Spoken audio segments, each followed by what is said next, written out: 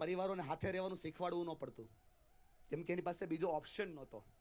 અને કોરોના પછી આપણી પાસે એક ઓપ્શન આવ્યો છે જે પરિવારને તોડી રહ્યો છે બાપા, અને એ છે મોબાઈલ. આ મોબાઈલે તો એવી પરિસ્થિતિ આપણને સૌને લીધા છે કે માણસ પાસે જીવ માગો ને તો આપી દે, પણ મોબાઈલ ન આપે. આ મોબાઈલે બહુ હેરાન કર્યા છે, ખોટું ના લગાડતા. અમે યુનિવર્સિટીમાં એક પ્રોગ્રામ કર્યો, 4000 માણસોને બેસાડીને એમને પૂછવામાં આવ્યું.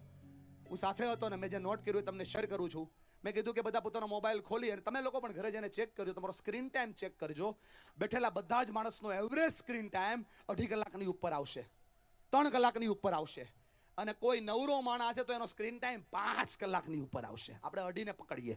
જો તમારો સ્ક્રીન ટાઈમ 2.5 કલાકની ઉપર આવતો હોય, મેં કરેલો સર્વે કહું છું, ડીએ ભાસ્કરમાં સાહેબ આપણે લેખિતમાં મૂક્યું હતું, તમને ખબર પડે એટલા માટે દુનિયાને પણ કીધું હતું. જે માણસ 2.5 કલાકથી 3 કલાક મોબાઈલ વાપરતો હોય, જેનો સ્ક્રીન ટાઈમ 3 કલાકનો હોય, એને ઈચ્છા હોય ન હોય, એની મરજી હોય ના હોય, એને કૃપા હોય ના હોય, છતાં પણ આ મોબાઈલને જાણતા જાણતા એ વ્યક્તિ આવી રીતે આમ 2500 વારથી લઈને 3000 વાર ટચ કરે છે.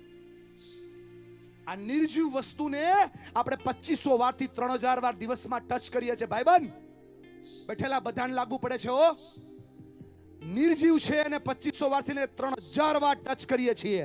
આપણા ઘરે જીવતા જાગતા માતા પિતા છે, આપણા જીવતા જાગતા બાળકો છે, એને દિવસમાં 5 વાર ટચ કરતા નથી. યાર પ્રોબ્લેમ એટલે થઈ રહ્યા છે. જો પરિવારને જોડવો હોય તો આનાથી દૂર થવું પડશે. આ મોબાઈલ છે ને, મોબાઈલ એને હેરાન કર્યા છે આપણને. આ પરિવારો તોડવાનું સૌથી મોટું કારણ આ છે. 2200 ફેમિલી કોર્ટની અંદર ડિવોર્સના કેસ રજીસ્ટર થયા છે. 2200 સાહેબ, અને 2200 માંથી 1800 ખાલી મોબાઈલના કારણે છે. પત્નીને વિશ્વાસ નથી પતિ પર, પતિને વિશ્વાસ નથી પત્ની પર, એટલે આ મોબાઈલ હેરાન કરે છે. આ વાતને સમજાવવા માટે સમજાવું છું, પકડજો મારી વાતને. બેનો ખોટું ના લગાડતા હો. તમે જીજાબાઈ થાવ, જીજાબાઈ એટલે શિવાજીના મમ્મી. તમે જીવંતાબાઈ થાવ, જીવંતાબાઈ રાણા પ્રતાપના મમ્મી. ન થાવ થાવ, મને ચિંતા નથી. જીજાબાઈ થાવ, જીવંતાબાઈ ન થાવ ચિંતા નથી. પણ તમે જીઓબાઈ નો થાવ. આ જીઓબાઈ બહુ ડેન્જર હોય. રાતે 12 વાગે 1 GB નેટ આવે, બીએજી રાતે 12 વાગે તો 1 GB નેટ પૂરું કરે ને જીઓબાઈ કહેવાય.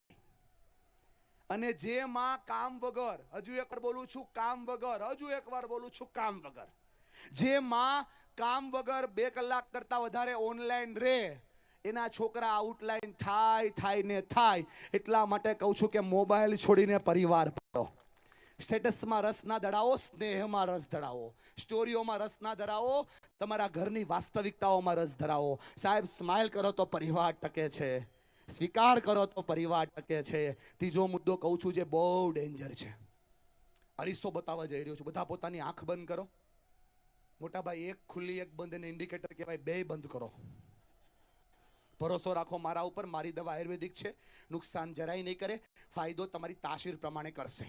વાપરો એટલો ફાયદો થશે. જરાય ચિંતા, it is tested. Okay, 25 lakh લોકો ઉપર વપરાય દવા તમને આપું છું. 2 નાક બંધ કરી દે, ભરોસો રાખ. ઊંડો શ્વાસ લો,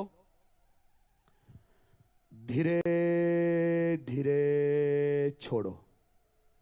ઊંડો શ્વાસ લો, ધીરે ધીરે છોડો. જે શ્વાસ આવે છે, જે શ્વાસ જાય છે, એને શાંત ચિત્તે જોયા કરો. પોતાના જમણા હાથને દિલ ઉપર મૂકો. બધા જ મારી સાથે હું જે બોલું છું મારી પાસે રિપીટ કરજો. દિલને થપથપ થોડું ધવાજ કરો, થોડો થપથપાવો. બોલો મારી સાથે, હે મનુષ્ય. ઊંચા અવાજે પોતાના પરિવારને સંભળાય એમ, પોતાની જાતને સંભળાય એમ, અનુભવને સંભળાય એમ. હે મનુષ્ય, હે માનવી, છેલ્લે મેં મારા પરિવાર સાથે, સ્વજનો સાથે, માવતર સાથે, વડીલો સાથે 30 મિનિટ કોઈ પણ સ્વાર્થ વગર સંવાદ ક્યારે કર્યો? કર્યો? કર્યો? કર્યો? ધીમે ધીમે તમારી આંખ ખોલી નાખો.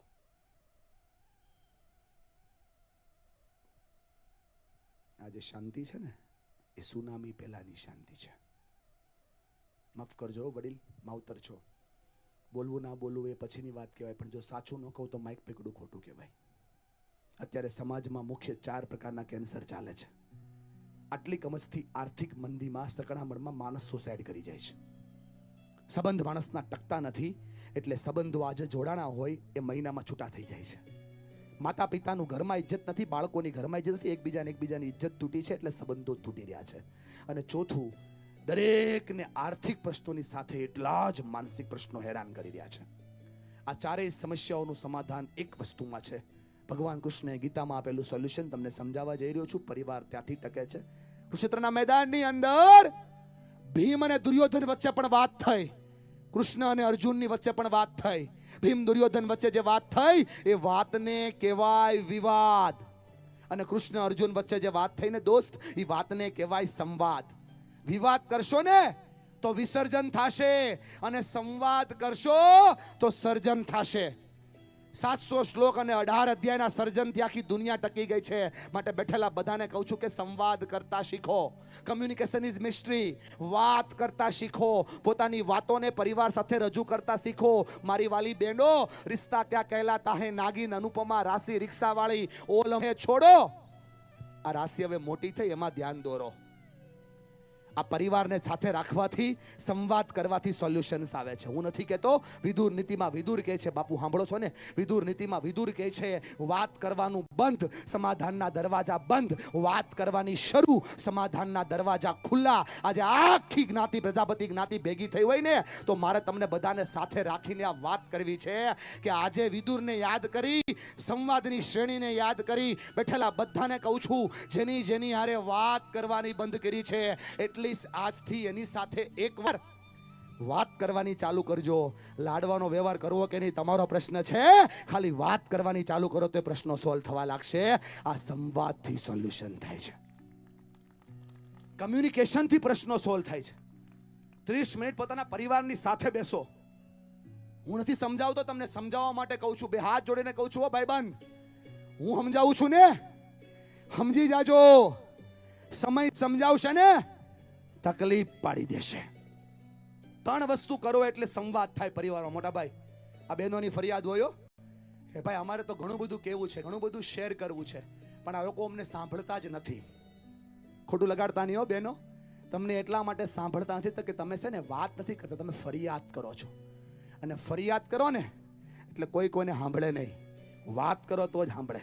તમે 10 માંથી 8 તો ફરિયાદ કરો છો, એટલે તમારા પતિદેવો, તમારા નજીકના લોકો તમને સાંભળતા બંધ થઈ ગયા છે. આજ તમને કહું, 3 વસ્તુ કરો એટલે પરિવાર ટકે. કરો ઊંચો હાથ, બોલો મારી સાથે, શેરિંગ કરો. થોડું જોશથી બોલજો. શેરિંગ કરો, કેરિંગ કરો, ડેરિંગ કરો. જોરથી શેરિંગ કરો, કેરિંગ કરો, ડેરિંગ કરો. Yes, what is sharing? Sharing શું છે? બહુ ઇઝી મેટર છે.